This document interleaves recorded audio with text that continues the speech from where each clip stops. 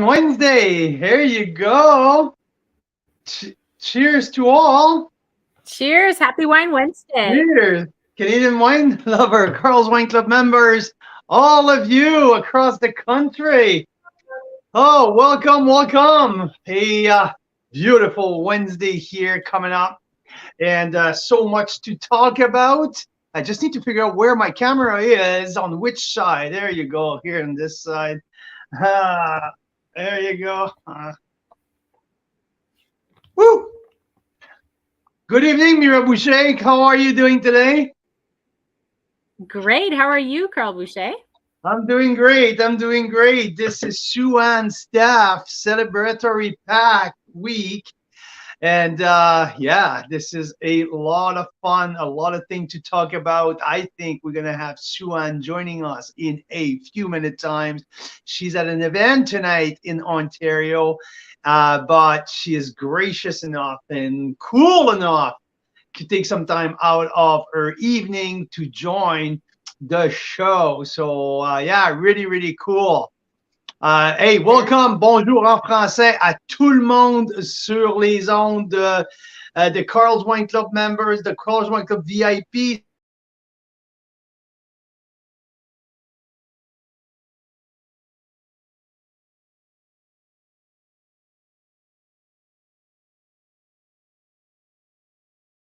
Not sure if est-ce qu'on vient de tout perdre. Ben là, on vient de revenir.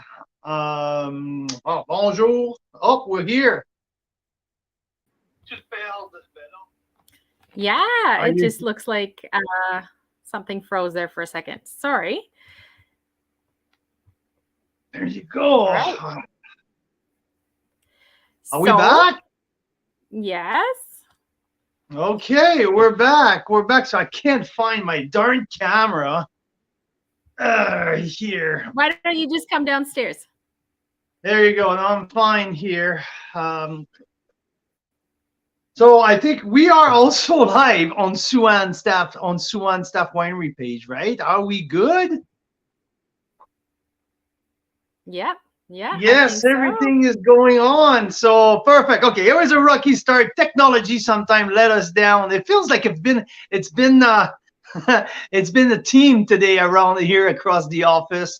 A rocky technical day. Jesus Mary, sometimes you just realize that you're at the mercy of the technology, and sometimes just nothing you can do about it. You just roll with the punch and you pull your hair and you're like, why do I have to deal with that, right? Hey, but Vicky has a great point. Hey, Vicky, Riesling lovers unite. Yeah? Yes, absolutely. Riesling lover united across the country, to everyone who loved this infamous grape varietal, this absolutely amazing and versatile grape varietal. We're celebrating Sue-Ann, who's one of the queen of Riesling in the country. So she has so many editions, so many different iteration of Riesling in her portfolio. She does it ice wine, she does it bubbly, she does it dry, she does it sweet, she does it like in every single form possible. But everything she touches, especially in terms of Riesling, it is absolutely spectacular.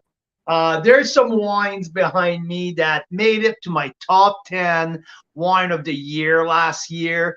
And there's some pre-release that we've been tasting so far that are off the chart. Some library release all the way back to 12 years old Riesling, well aged in the cellar at Sue-Ann's winery. So we have some outstanding wines to talk about and to share with all of you guys today. So I'm really thrilled. I'm really excited. Not sure exactly if Sue-Ann's going to join or if did she have the link? Did you send her the link?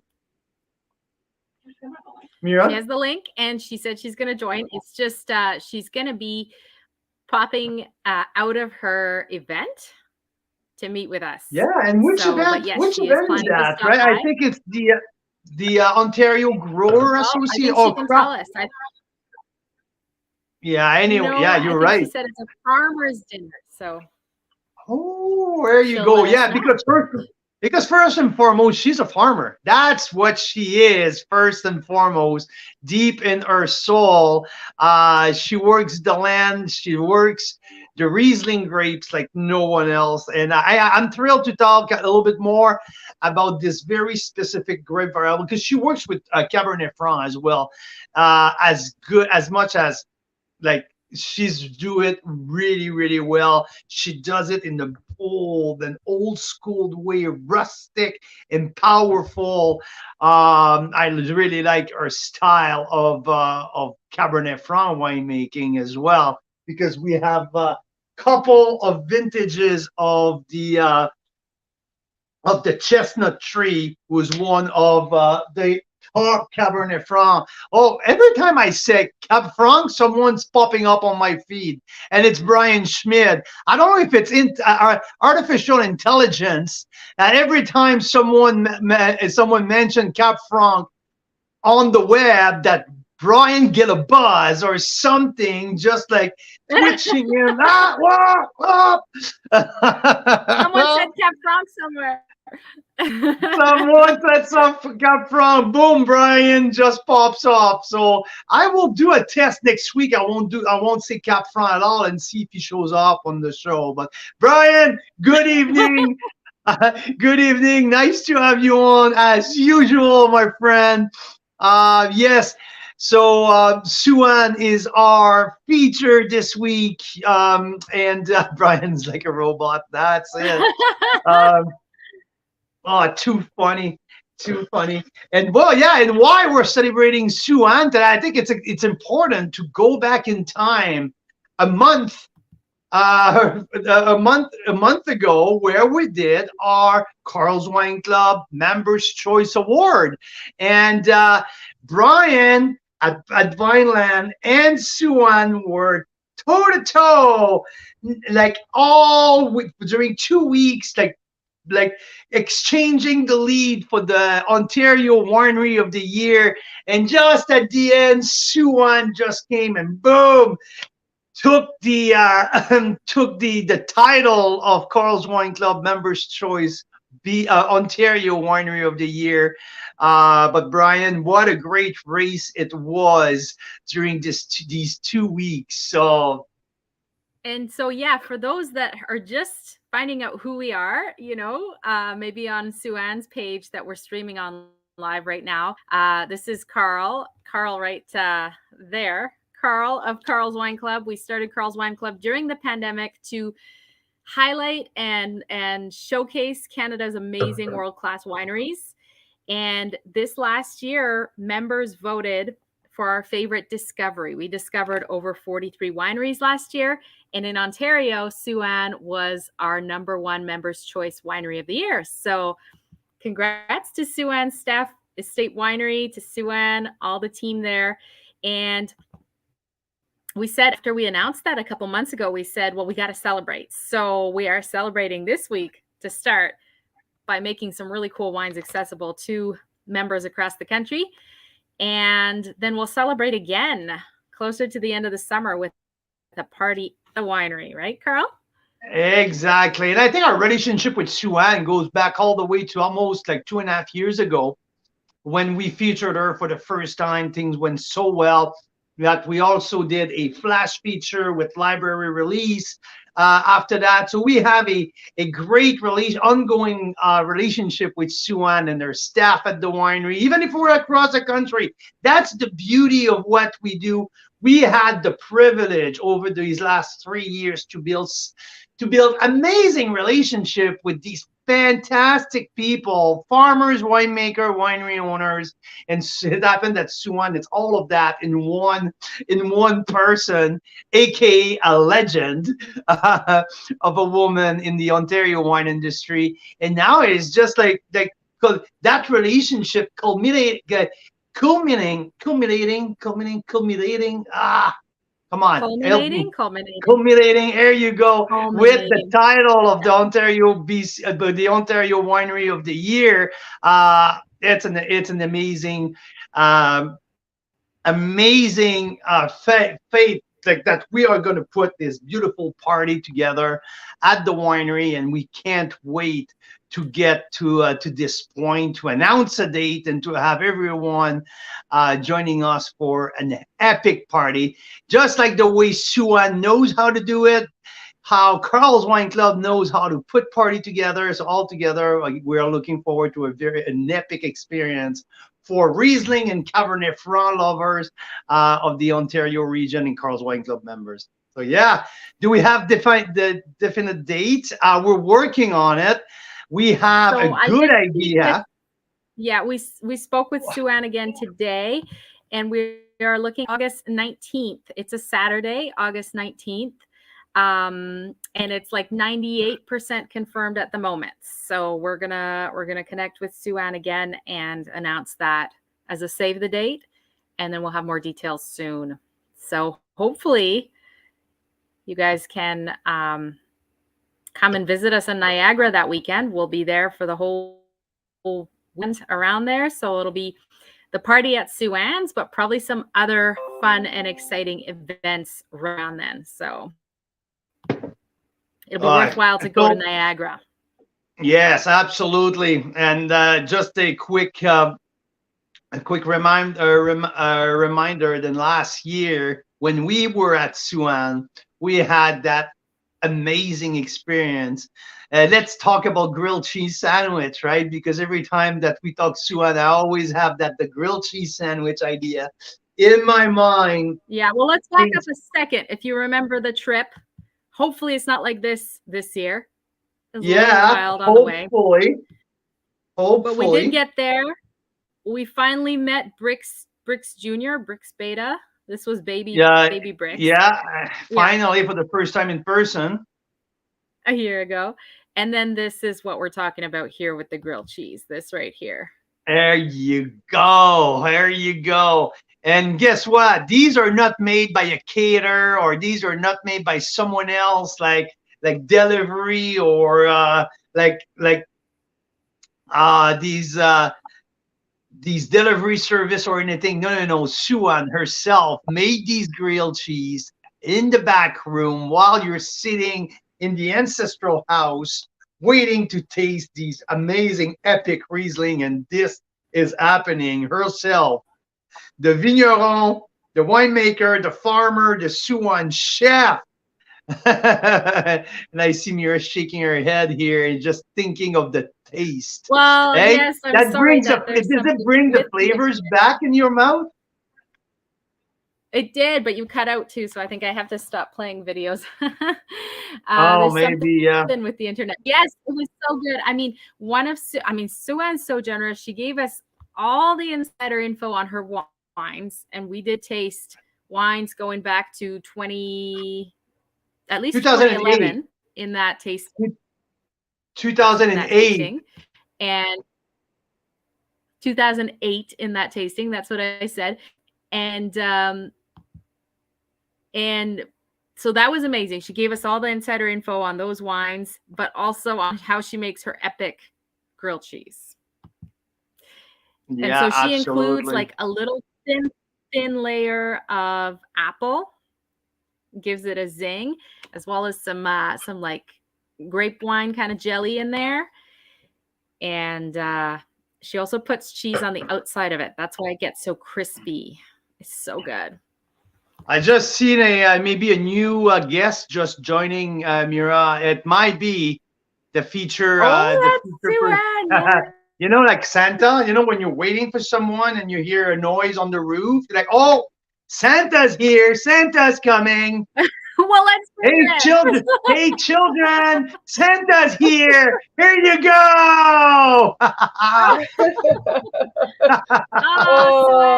Congratulations. If I had 2% of your our energy, Members' Choice Winery of the Year. Yes, Ontario's consumer choice. How fantastic. What a great. There you go. The champion. A champion. Sue-Ann, good evening. How are you doing? I'm doing well. Can you hear me okay? Because my microphone just died. So I hear you perfectly. I Okay. hear you perfectly. And All the right. start of your interview is much smoother than the start of our show tonight. We had experienced a bunch of technical issues all day long. And anyway, you hear no more issues. Let's talk Riesling. There you go. Perfect. Let's do it. Let's do it. Yes. Let's do it. I need to know, which dinner are you tonight? Oh, I was supposed to be at one for the Vineland Growers Co-op, which is actually one of the oldest co-ops in the country. And as fancy farm girls do, just the wine life, farm life kind of distracted me. So by the time I was ready to go, it was about 7 o'clock, and I'm like, I just can't get there from here. So here I am. I'm at home. I've had to bail on the dinner, and I feel bad. But anyway, yeah. So I'm at my desk. It's a disaster. Thank God the camera goes this way instead of this way. And I'm like, you know what? Sometimes you got to stay home and just take care of the cows and the chickens and the goats in your own stable, right? So in my case, that's the labels and the caps and all the things I need to do to get bottling again. So yes. So here we are. I think, yeah, I think we can relate to that. Not at the same level than you, but yes, I know sometimes you're just like, you know what? That's enough. Let's take care of let's take care of business here before we try to go all over the place. I'm with you, my friend. Hey, I wanted to know, because when you won the Members' Choice Award, you were traveling. You were all over the place. You guys were in Amsterdam, Copenhagen, and after that, you guys. What was your first reaction when you heard that Carl's Wine Club and his 10,000 members have voted, and you were the one that we had a soft spot for? Yeah, so it was on one of the very few moments I was home through the month of March, because we hit it pretty hard between travel for work and play, and I was just so excited. It was a really great moment.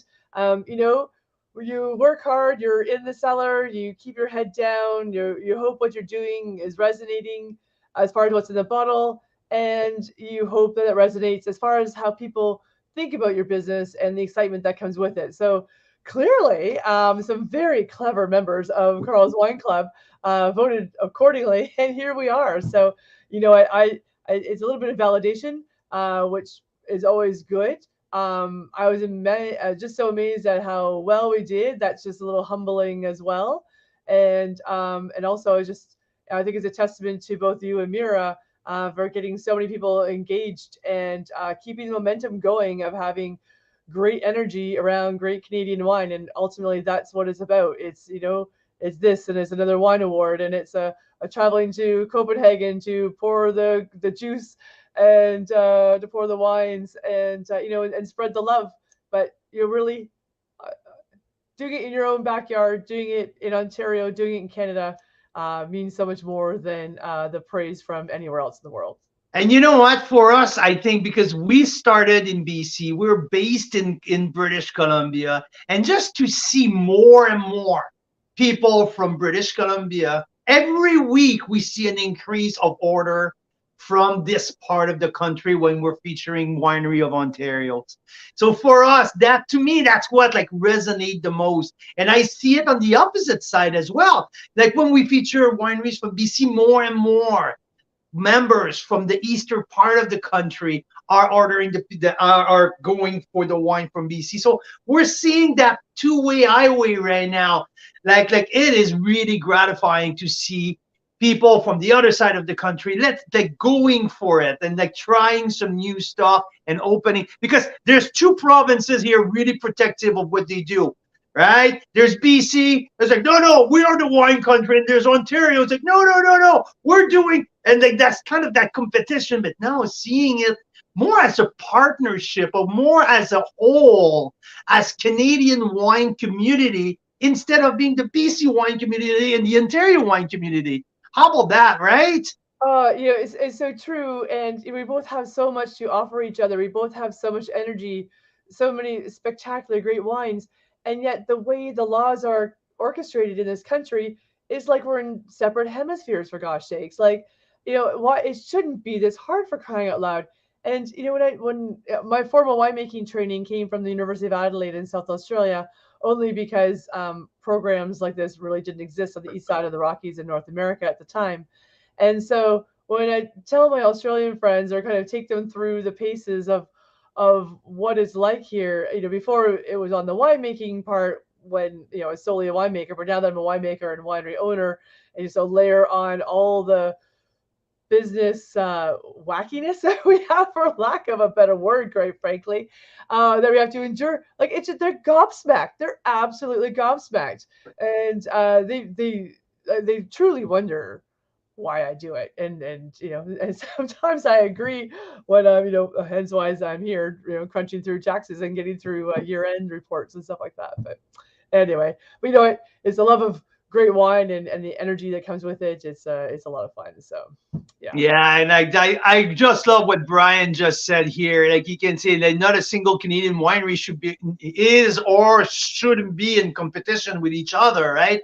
It's all about building that community together, and I think that's what drag us out of the bed, Mira and I, every morning, is just to bring that bring the wine community as a whole together. And like, it's fun to have Brian on, because Brian is one of these personages, one of these like bigger than life, right? That people know from all over the country. So to have people like you, Marcel Morgenstern, and Brian Schmidt, and Thomas Batchelder, and like from our side we have like on BC we also have some like key player. All of us together to bring that community together is just such a gratifying process that we're in the middle of it. So yeah, so that's where we're at right now, and thank you so much for working hard on it and being with us and supporting what we do.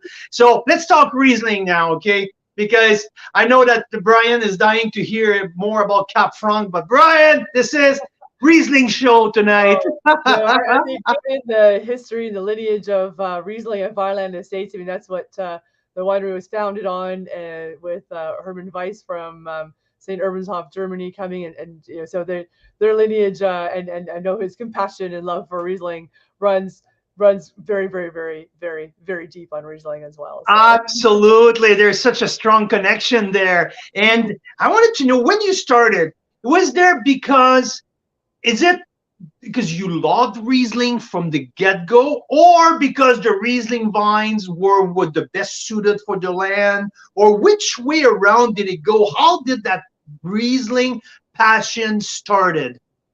Right. Great question. What came first, the chicken or the egg? Right. That's it, right? Hey, what was the first? Yeah. So I mean, certainly, let's just look at the site first. I mean, this is the beginning of really great Riesling country. So we have our Roberts Block Riesling here. As you travel west along the edge of the Niagara Escarpment, you're hitting all those fantastic vineyards of Riesling that Niagara is famous for, like the Edwards Vineyard of Flat Rock Cellars. Jump over Victoria Avenue to the St. Urban's blocks at Weinland Estates Winery, the CSV blocks at Cave Springs. We're all on the same ridge of soil across the edge of the Niagara Escarpment. That lime from the soil, or the lime from the Niagara Escarpment, is a huge motivator for those vines to put that mineral, steely, flinty note into the wine. And then with the clay soil, it really makes those vines struggle as well. So we're growing really great fruit. I look at my vine sometimes, and it's definitely more of a dwarf size vine compared to some of the others, because the vine is growing fruit. We're not growing a huge amount of green leaf. So I mean, the site is ideal for Riesling. Luckily for me, my true passion for winemaking is red wines, but I'll tell you, my favorite white wine by far is Riesling. I love the versatility of it. I love I can make the driest, zippiest, most mouth-puckering wine I could possibly make, up to the sweetest, most succulent wine on the planet as well, and everything in between. It truly is, it's something that it's marrying the best of what we do in the vineyard, because really Riesling shows where it's growing more than any other grape, I believe. And I think that's a true sense of where it comes from, marrying that with the winemaker's skills and that delicate touch, because we really have to know what you can do, what you can't do without overpowering the wine or trying to put too much influence on it. All the influence is there. We need to. It's like a kid, okay? You know, you got 15. Well, you're not 15. You got 5 kids, okay? And you know, this one's really good in music, and that one's really great with art and with a paintbrush. That one's really good at soccer. You know what? It might not be your skill sets, but you still have to figure out the best way to get the painter to paint and get the soccer kid to put the ball in the net. And somehow that's what you do with winemaking, with Riesling as well. Find the best blocks and just kind of pull that out. Yeah, and guess what? I think you have developed over the year one of the most sought after or most well-regarded block of vines, and it's the Roberts blocks. In my book, I don't I know I'm hearing and I'm reading a lot of reviews from other people as well.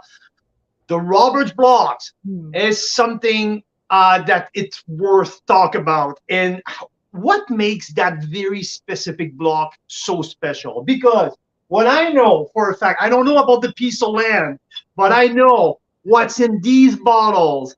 It's pretty darn freaking special. That I know for a fact. 2018 vintage made it to my top 10 wine of the year last couple years ago. A year that we tasted over 800 wines. This year, last year we did over 1,200 Canadian wines tasted, and the 2019 that I just reopened for the second time is walking right in the 18 footstep. Now it's developing more and more. We tasted it all the way back to 2008 when it was not Roberts block, but 2011, and like we see that progression of like flavors and a typicity of the land. So tell me a little bit more about what makes that block so special. Right. So that block is the oldest block of Riesling that we have on the property. It was planted in 1994, which is also the year that I graduated from Guelph University with I did a double major, one in horticulture and one in biotechnological agriculture. And before I went down to the University of Adelaide in South Australia for winemaking. And so I think it's the age of the vine to start off with, that those roots run deep in the soil, or as deep as they can, because of how shallow the soil is there because of Niagara Escarpment and being right on the edge of the escarpment. I think it's the clone of grape as well as clone 21, which is the Weiss clone, which comes from the Weiss family in Germany. It's on SO4 rootstock, and which is, I know that combination seems to work super great here. And I think what makes it special too is when you get to the winemaking, I don't push this wine. The vintage and the juice tells me whether I'm actually going to make it. So I didn't make this wine, for instance, in I gotta think of this now. I didn't make it in 2013. I didn't make it in a very tiny bit in 2015. I did make it in 18 and 19. I did not. No, this is what kind of scares me a little bit. I didn't make it in 2020 because it was too hot. I didn't make, and it wasn't perfect for. It wasn't my favorite Riesling year. I didn't make it in 2021 because, well, it just because it was 2021. So I killed that, and then in 2022 there just wasn't enough, really, quite frankly, to do anything with, and it all ended up in one wine. So, so I'm looking at this now, like, wow, I'm just about to release the 2019, and I'm really hoping that 2023 vintage is like rocking perfect for Roberts Block Riesling, or else it'll be a drought, a drought of Roberts Block. So, it's that classic. And another story I wanted to tell about Riesling as well. So, and especially with this wine. So I've been to Pro Wine in Dusseldorf, Germany now 6 times, and it's the biggest wine show in the world. It's a show that's only open to trade. So there I am with my 4-foot booth, which is, in the grand scheme of the show, which is going to be, I don't know, like there's among like 4,000 other producers from all over the world. Yeah, and like 49,000 attendees, and I guess it's a monster. It's an absolute monster of a show. And I've always poured the Riesling to anybody from Germany with a little bit of trepidation, and they always loved giving me a little bit of constructive criticism back. This year it was remarkable, the difference. Like consistently, the comments back were like, Wow. I remember when we used to be able to make Rieslings like this. That the climate change conversation there is just so much more real. It's so much warmer in those areas. They have a real challenge in the last few vintages anyway of maintaining the acidity in the Riesling. And so it's been tough to make wines like Robert's Block. So for the first time, I got unanimous, kudos from the German people that were tasting the wine. Well, before it certainly was admiration, but also was like, yeah, it's good, but we make Riesling too, and then yeah, no kidding. So To yeah, get that from German people, that's pretty impressive. That doesn't happen quite often. no, but Wow. And which one did you pour Robert's Block 18 and 19 when you were out there, or which vintage did you pour? Yeah, because I'm looking at what I could export, I'm pouring the wines I have the most of, and so that'd be the 2019 Robert's Block Riesling. So right now I do have a similar amount of 2019 and 2011 Rieslings, Robert's Block Riesling. So so we have lots of back vintages like that 2011, for instance. There is I don't know why I made quite a bit that year. I guess that was the second year of Robert's Block Riesling. I did make it in 2009. That one is completely sold out and gone. The CN Tower took, oh my God, 90% of it. So before I realized what was happening, it was like gone. Like, oh, okay, I didn't keep anything behind. I've got 2 token bottles in my own cellar. And so I know what to ask for when we visit. Carl, what should we open? I know you mentioned it on air that you had 2 bottles of it.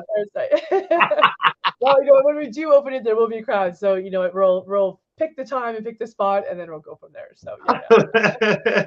And I had a really great question here. Vicky, she's from Ontario as well. And Vicky's been following you for a while now. And she's asking to compare the 2018 versus the 19 profile. Mm-hmm. And I tasted both of them side by side last year. And it's incredible. When I reopened both over the last weekend, how much 2019 has evolved as coming out of its shell in the last 8 months. There's a drastic difference. It's showcasing now much better than it was almost a year ago. I would say the biggest difference, I would say maybe a tad drier, a little bit, a tad more puckering compared to the 18. The 18 has a little bit more roundness and softness, but the 18, if you like, and I think this wine is coming on its own, like, because 18 was my personal favorite, my favorite vintage, but 19 right now is just like, it's that close of the 18, and I believe that the 19 has more life shelf and has a potential to last longer than the 18. So now this is just my opinion. What do you think? I absolutely, completely concur. What I find interesting with the 2019, it almost reminds me of the 2009 version and all the Rieslings from 2009. That they're all sleepers in some ways. That they're fabulous to start, but after being in the bottle for about a year and a half, it was like, wow, they developed, matured, flavors came out, flavors developed. I'm not sure whatever happened, but the change of the wine over that year and a half was extraordinary. I'm seeing the same in the 2019 because it seemed really closed and tight to start off with, and now some of the aromatics are popping through that I didn't see myself a year and a half ago on that wine. You're spot on as well with the residual sugar and the acidity. That with 2019 being a cooler year versus the 2018, which is, I guess, what the original question was. To go back to that. Right, 2018 was a very hot, dry year. I did have to be careful harvesting. I picked it a little earlier just to make sure we could maintain that really bright acidity. Well, 2019 had a bit more flexibility to it. It was a longer, cooler fall in 2019, and so I was able to pick and choose the dates a bit more and give a little longer ripening time on the vine as well versus the 18. So, and then the sweetness. When it comes to Riesling and sweetness, that's a tricky way to answer because RS doesn't necessarily have a direct information on the sweet, on the feeling of how sweet it is in the mouth, right? No, true. So true. So, I have another Riesling called Riesling Love by Lou. That was always like, that one I make almost every single year. It's not sweet, not dry, just nicely between, named after my grandmother. That was made more for the semi-dry market. So it's always like 22, 23, 24 grams per liter residual sugar, which sounds high, but when you have this high acidity, you need that high sweetness to balance the palate. But the Roberts Block, I don't have a preconceived idea of how sweet that wine needs to be. I let the wine tell me. And so we do different bench trials, trying different sweetness levels to see where the wine shows the best. And there certainly is a drive to go drier and drier with that wine. But at the same time, there is a too dry limit in my mind, that when it gets too dry, it's too puckery, it's too enamel removing. It actually starts to, like, it can be so acidic that it actually upsets your stomach type thing without that sweetness. So there's something there. I want to be food friendly, and yet, with that, keep it dry enough so it really pairs nicely with food, but then also be really approachable as well.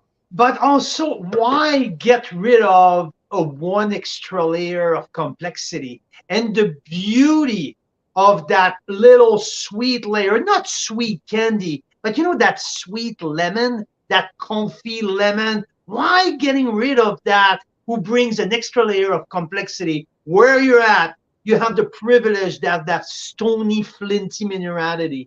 You have that pure citrusy. And green apple is one of the first our flavors of the Riesling. You have the potential to have that sweet layer and a little bit of a floral of the chamomile, and you have everything that you can layer this on top of each other. It makes an extremely complex and fruit friendly wine, right? Yeah, no, definitely. And then as that wine ages and goes through time as well, I prefer Rieslings with a little bit of RS to it, going through the aging process. That, as if for whatever reason, if it's drier, it just seems to, in my mind, get more toasty sooner and more nutty sooner, and it just comes out of balance somehow, and that, while that little bit of sweetness can help, I don't know, soften all those characteristics and make it delightful. So yeah, it's a real tricky one, because and plus, our diets we're all drinking drier, and so you want to appease that as well, but at the same time, I just want something that's, this wine is about itself. It's not about people's preference. It's not about it's about what the wine is the best to champion that vineyard. And so it needs to tell me what happens, what yeast, and doing trials every year to see which ones are the best and which ones seem to dominate or be the best expression for that vineyard. So yeah, you nailed it. And I would say that 2019 is just coming on its own. And I like the 11, okay, because we're doing the 11 as well right now. We don't need to talk about it, because you know what? He's at a stage now, it talks for itself. There is so much elegance and so much he's just screaming at you to be drink right now, and it's in the prime window of his drinkability. 13-year in, it's absolutely at the top of the curve right now. This wine will never be as good as it is now. I mean, it hits the top, and the other two, 18 and 19, they're still writing the story.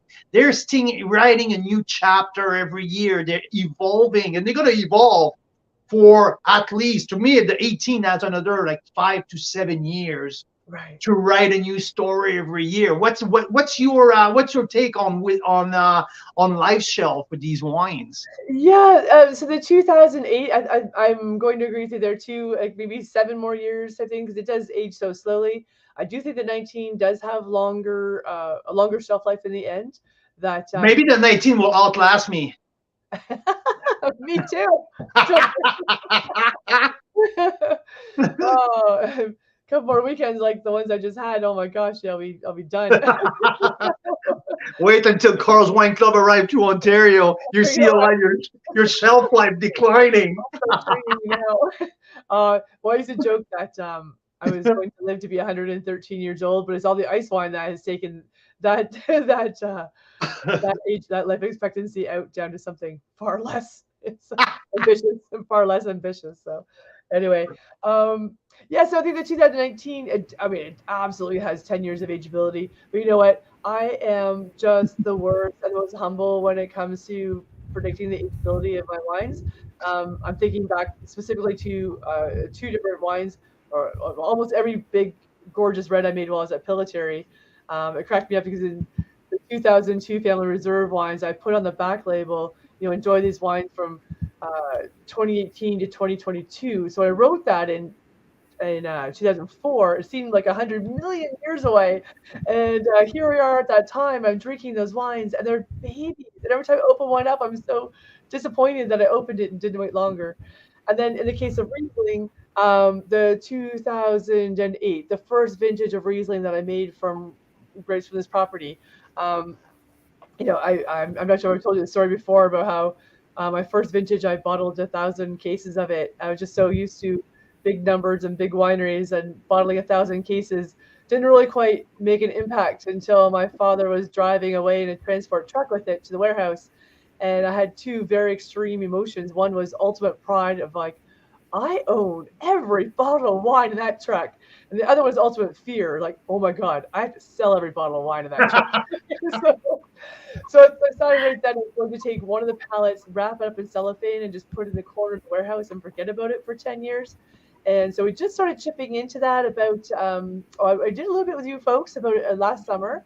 And of the 15 cases, I think I sold 42 left. So, and that wine, 2008, and it's a baby. It's holding on so well. And 2008 was it was a warm year. Like it wasn't it certainly wasn't a banner Riesling year, but it was one of the warmer ones. So it has at least 10 more years of ageability to it. So that'll be quite the long-lived Riesling, that's for sure. Absolutely, absolutely. And I think the sweetness has a little something to do about that, because like with the RS, it gives an extra layer in the ageability. Can you explain our people a little bit what's the residual sugar do in terms of aging in the process? Yeah, I'm not really sure exactly what it does, but I mean, sugar is a preservative, just like tannin, just like alcohol. So in this case, as long as it's sterile filtered when it goes to the bottle, I mean, it could be one of the elements to hold the ageability of that wine. I'm not sure if that's really valid at the low levels of sugar ultimately that is at versus like, I don't know, like maple syrup or ice wine, for instance. And then to me, I think it's more of a palate satisfaction thing as well. So I'm not sure if it slows down the age, but I think it's something about the pleasantness of drinking it as it's aging with or without that residual sugar. So without the residual sugar, I just find that those wines are the acidity is out of balance. It's just and then with the age notes as well of the of like that straw and that nutty characteristic and that wild honey note that develops as the wine ages, and then we talk about the petrol note or the kerosene quality that starts to develop with Rieslings too. I find that element sticks out much more the drier the wine is as it ages versus with the little bit of residual sugar. So absolutely, and an extra layer of elegance, right? Too, because drier it is, more austere the wines become with age. And to me, when I get an older wine, I'm seeking elegance. I'm seeking something soft and gentle to my mouth, not something who's a little bit more austere and push me away, but that's just me. Yeah. So, one more question. I know you're a busy lady. Mira, come on in. Join the party, for God's sake. You've been way too quiet. Come on.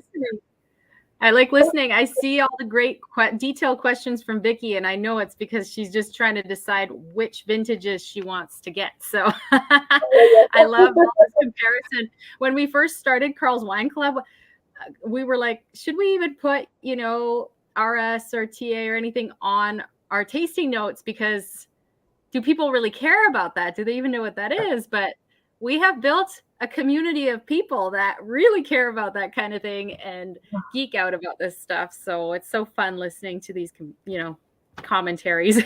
Yeah.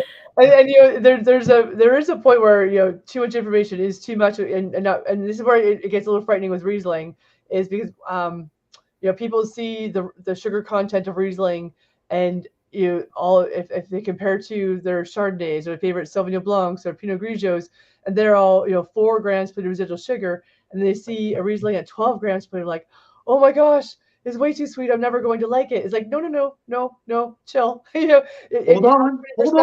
Like, check out the acid levels, because all those other wines, the acidity level, or the acid level was 5.5, 5.8, 6.3, maybe 7.2. In the case of Rieslings, they're 8, 8.8, 8.9. That's pretty high in acidity.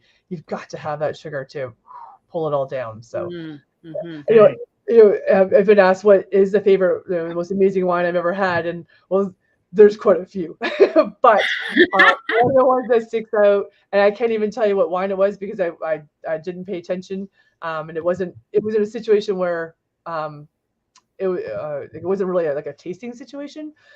It was just try this, and I'm like, holy moly! So it was a German Riesling, and it was 55 grams per liter residual sugar, and so like that's very high, right? That's and so we're beyond late harvest levels of that, and yet this acidity was so high, the flavor was so high, the minerality was so high, the alcohol was low, but the impact on the palate was like, wow, and it lingered on the palate forever.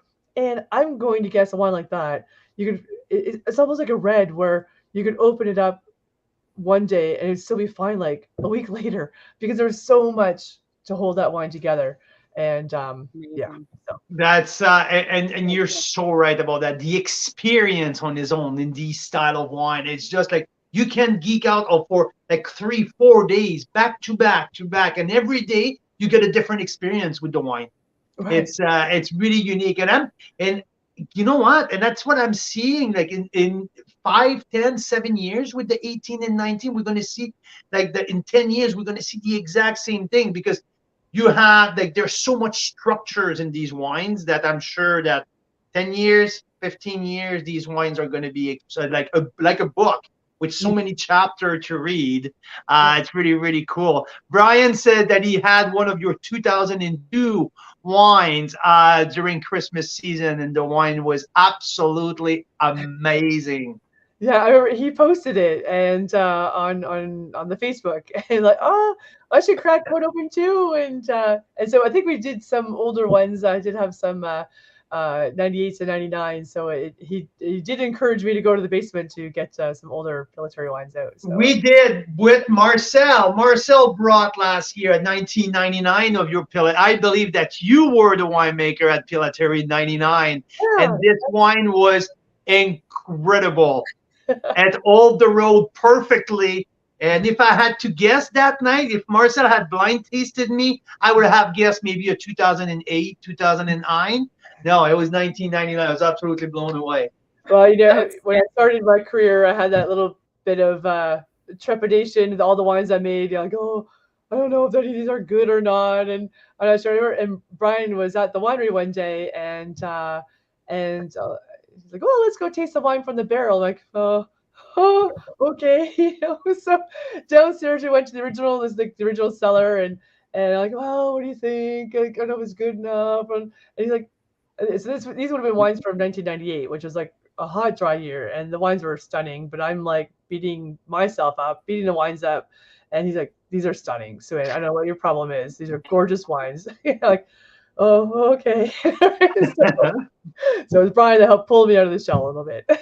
So, yeah. Yeah. Well, you know what? It's a tribute to an amazing career. It's a tribute to an amazing, from the beginning of what we are today. And this is the Carl's Wine Club Members' Choice Award, Ontario Winery of the Year.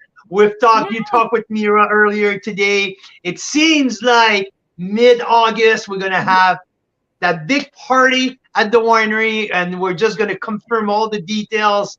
But we're going to start. Hey, look at that! I love it! Woohoo! Oh, I love it! The party's here.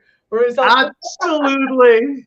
I had another party. I had to tidy up before the customers arrived. So I'm like, wait a minute. I got this right here, ready to go. Ready to All the go. props. There we go. What do you think? Perfect. That's awesome. Hey, Mira, do you have any question for Sue-Ann before we let her go? Well, I want to talk about what you said your big love is, the red wines. I don't know if we can do that in a nutshell, because we do have Right. 2 of your reds in the curated That's true. That's feature true. this week. Right. We have The 17 is it and 18. 17, right? The 17 and the 18 Chestnut Tree Cabernet Franc, right?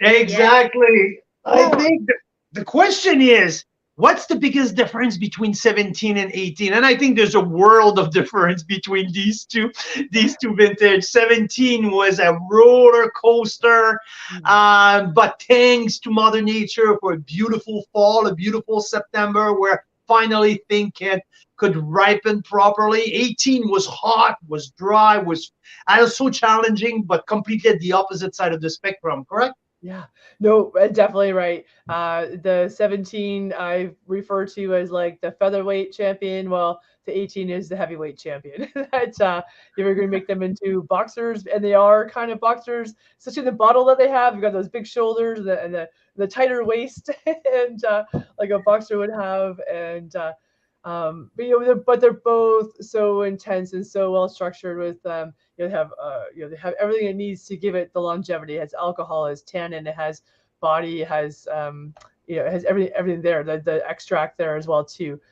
So yeah, I think the 17 has a bit more elegance to the wine, and I was a little bit less judicious with the new oak in that one in the end. Versus the 18, there's the 18 is probably in the end, right, 50% new oak and 50% 2-year-old, while the 2017 might have a bit more. I forget what the literature says, but in real life, I think it has a bit more neutral oak to it, just because of the cooler season. So You had to protect the fruit a little bit more, right?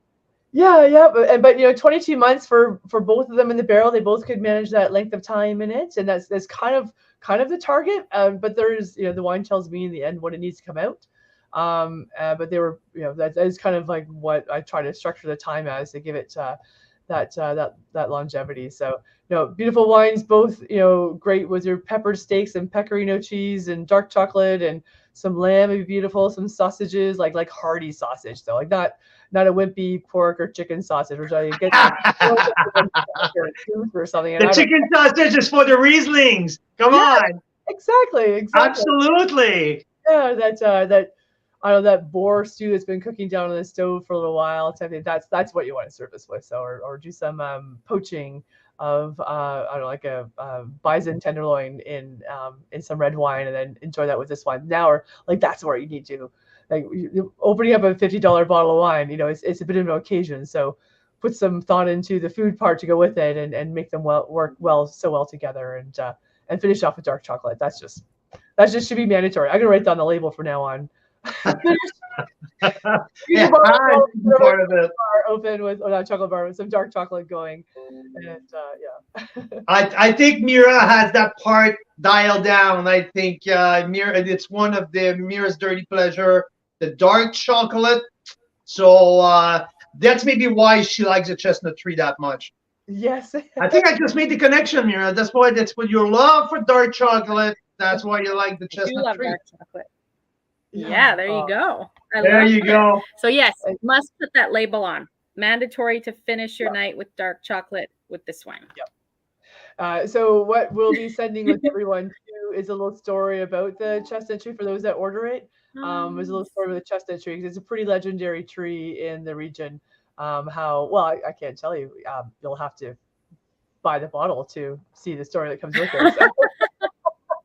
But I think I've told it before how it was potentially planted by Jesse James, and I'm not clever enough to make up stories like this. My grandparents did, and I drank the go-go juice and believed it, but I have no reason to doubt the story. So it's pretty cool. So I love that. It's part of the whole thing, Sue-Ann. That legend is part of who you are. It's part of who your family is. It's part of the Sue-Ann Staff label. I mean, it's deserved to be listened at. It deserves to be tasted because that chestnut tree has so much behind. It's much more than a wine. It's a story on its own, and I just love that story. Cool. It's a fun one. So, I was inspired by oh my gosh, I think of the wine now. Klein Constantia from South Africa. The Vin de Constance. They have a little card inside the box. It's one of the best sweet wines in the world, and it talks about how that wine was one of the favorites of Napoleon, and when he would go down to hunt in South Africa, and how his favorite wine. So I'm reading this, I'm like mesmerized by this story, and I have that story in my own backyard. I just had to tell it. Yes. And yesterday was Ontario Craft Wineries. We had a conference at the Niagara Falls Convention Center. It was spectacular. We had oh my gosh, it had to have been 500 people there between trade people and people in the industry and people selling us stuff and presenters and onwards. Anyway, We should have been there. you should have. We should have been there. Meet with all of these people. Jeez, we missed it. Yeah. Oh, wait, we talked about we had a presenter previously on some of the virtual years. Yeah. And so one of the takeaways was, if it's not written down, it doesn't exist. And that was pretty powerful to me. I thought, you know what, all the stories I tell, and I think too of all the stories my father would tell and my grandfather would tell that were spectacular stories. And sadly, all I have is the ones I remember, or the ones that my grandmother was pretty good at writing a few of them down. And those are the ones that stick because it's written down. So that's one of my goals, is to get a few of these things into writing. So I'm glad I already the chestnut tree done, because that's a story we don't want to lose through the generations. So and it's fun and should be shared anyway with everybody else. So yeah. It's part of the culture. You know what? It's part of the gift that we give to the next generation, right? Yeah. No, definitely. And we never know when our time is coming. My dad's came too soon, that's for sure. It was about 8 years ago. And it's because well, not funny at all, but my sister-in-law had just given my dad a book and gave him a tape recorder and said, pick your favorite way to tell us stories and either write it down or record it. And that was about like 2 months before he passed away. And it's like, we should have done that so much before that. So anyway, yeah. Well, you know what? We're going to help you put your story together, and we're going to freaking make it happen. Well, I've been joking that after yesterday, it has built a little bit of anxiety in me, like how to do that amongst running a farm and a vineyard and a winery, and and I'm like, I'm going to go rent a room at the Beacon, which is like this cheesy hotel down. Well, I shouldn't say it's cheesy. They buy wine for me. Anyway, down by the lake that needs improvements, and I'm gonna rent a room for 3 days and just lock myself in and just type away and record away. So yeah. Anyway. There you go. Well, Brian here talking about your father, how amazing of a man he was, and how everyone loved him. So yeah. It's become a big love story here tonight, and we're privileged to be right in the middle of that. Thank you so much, Sue-Ann. Thanks for joining us. Thank you for sharing the stories, and we're grateful for the relationship that we've built with you and your team over the last 2.5 years, and we're looking forward to build on even on a stronger basis, and like bringing some much more wine out here in Western Canada as well. Bigger, stronger, faster. Let's do it. Yep. There you go. We all are. We all love you here in Ontario, Carl and Mira. You guys are superstars, and whatever we can do to help us along. So, and more than anything, let's just party hard and have a great time with it all. Yeah.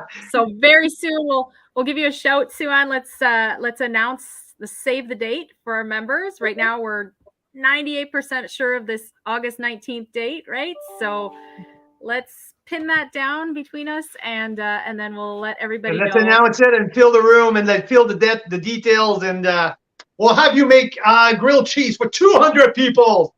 Just joking.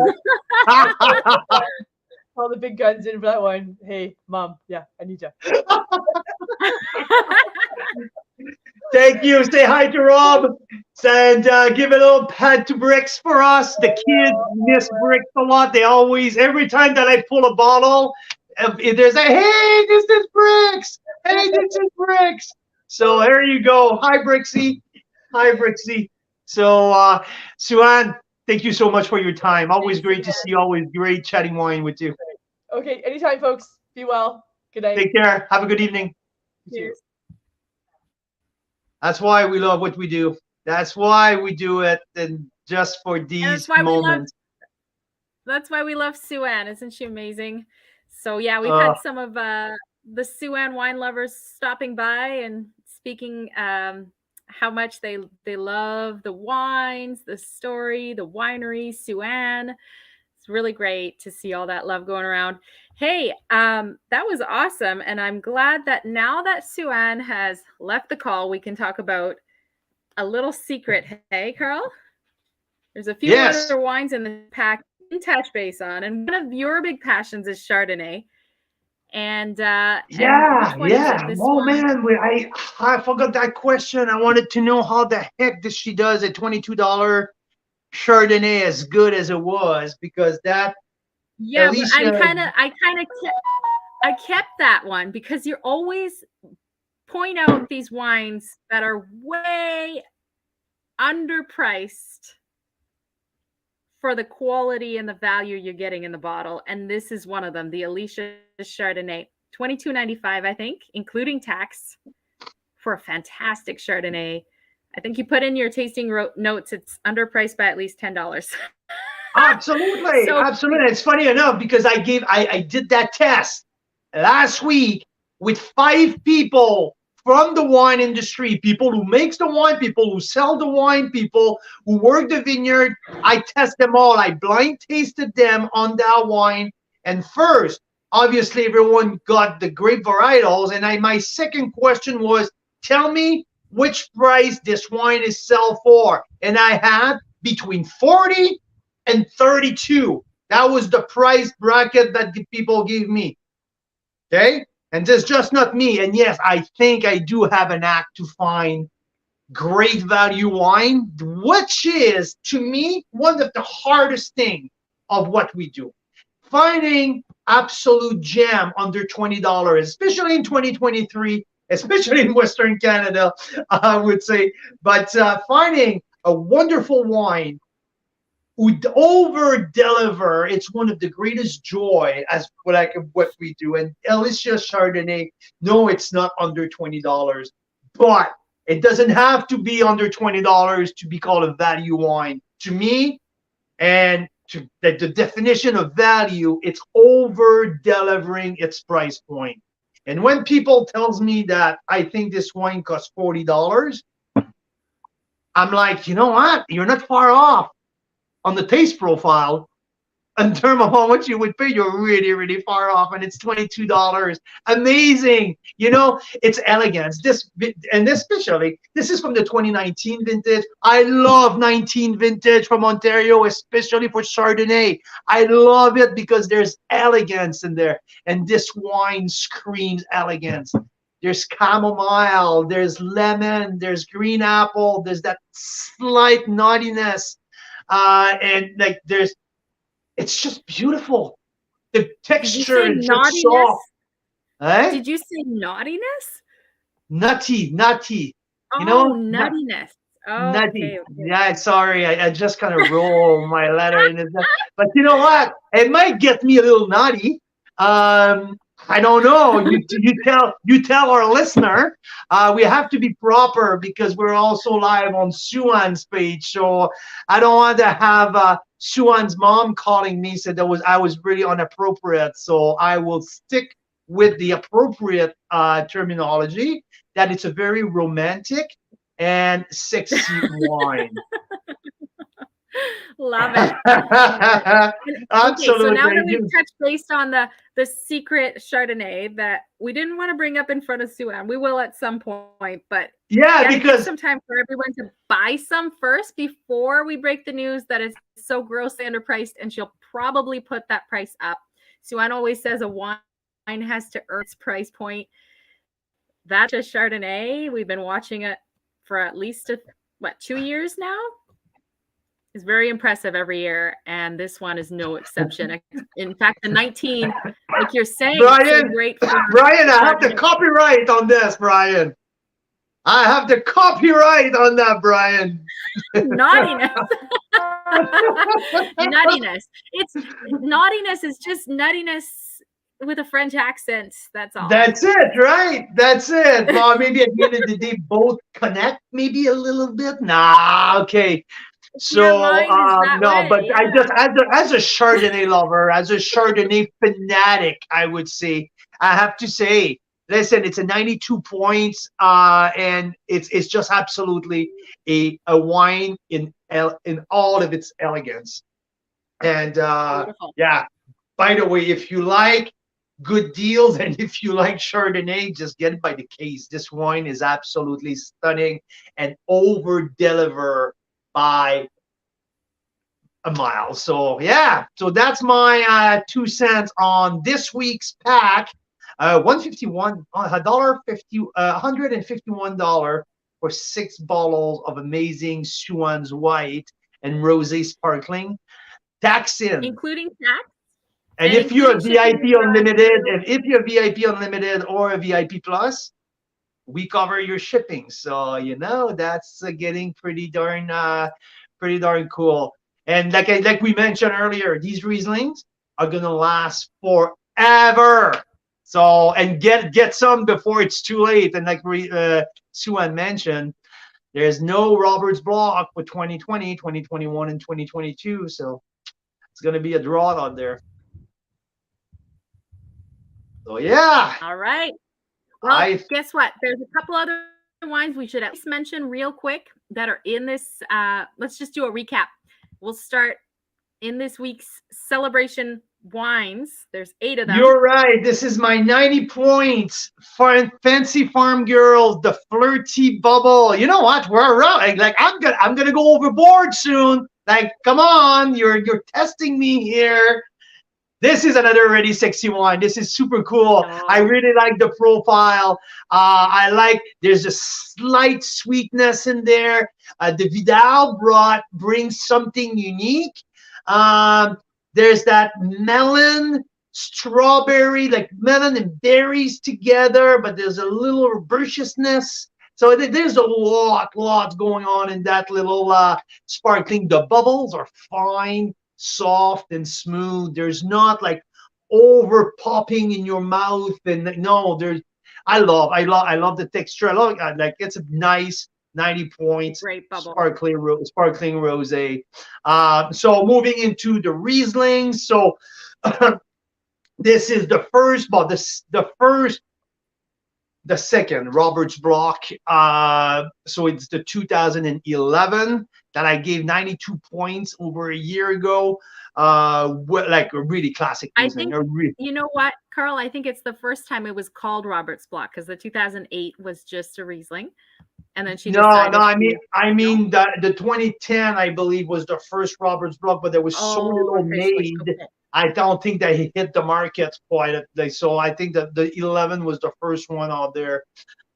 Anyway, so yeah, the 2011, 2018, and 2019. So that's the trio of Roberts block. Like I just mentioned, the 2019, it's coming on its own now. Oh my God. Really, really amazing. The 19, when we talk about Mosel style, German style Riesling, puckering, I can't say dry because it's 14 grams of residual sugar, but the acid and the minerality, the flint and the citrus peel and all of that together makes a wine who's like it's coming together. I went from 91 points when I tasted it first. I knew this one had great stuff in store. I knew it. But a year later, to see the evolution of that wine, how much is coming out of his shell, it's an absolute pleasure to see that evolution, and it shows. So 93 plus points. There's the 2018 as well, who was my favorite. Is there's that sexiness in that wine, that roundness, There's so much going on in the 2018 hot vintage in Niagara, just bordering the Riesling potential. But oh my God, like the phenolic ripeness in that wine is just like there's so much complexity. So yeah, 94 points, made it to my top 10 wine of the year. So that's the trio of Roberts Block with the Flirty Rosé and the Love by Lou. So Love by Lou, the let's say the affordable $17.95 Riesling, one of the signature, one of the flagship from Sue-Ann. She makes that wine almost every year. Sweetness versus acidity, both together makes it a really approachable and versatile wine. And the Alicia's Vineyard Chardonnay, So I think $22.90. Lou is one of Sue-Ann's grandmas. Alicia was a Lula. grandpa, Yeah, right? I think it was Lula. It was one of her Lula? Yeah. grandma. Yeah. And Alicia was a grandpa, right? Great. No, Rob. Which one was the great grandpa? I think Robert. Alicia's was a great grandfather. So Great Sue-Ann's got like grandfather. 5 generations of farming in Niagara. Yeah, thanks that I have the bottle right here. So there you go. I'm not that smart. So yeah, and in as a bonus, we have the 2 Chestnut Tree Cabernet Franc. So these are bold, big wines, but 2 different vintage. One more on elegance, colder vintage 2017, and the 2018 vintage, completely at the opposite style, under the style of Sue-Ann Staff, where I mean structure, tannin. Like these are big boy wine, even if 2017 is the more elegant vintage. So now I have to run because we have a kid in track and field that's going to be done in 15 minutes. I have to run to go pick him up. So, Mira Boucher, thank you for an amazing show. Thanks for connecting with Sue-Ann today and organizing the whole thing. Canadian wine lovers, Carl's Wine Club members, thank you very much for tuning in. Everyone on Sue-Ann Staff Winery Facebook page, thank you for joining us. Thank you for voting for Sue-Ann for the Ontario Winery of the Year, everyone. And we're looking forward to meeting you all in Niagara this summer as well. So thanks, everyone. Have a good evening. See you next time. Cheers.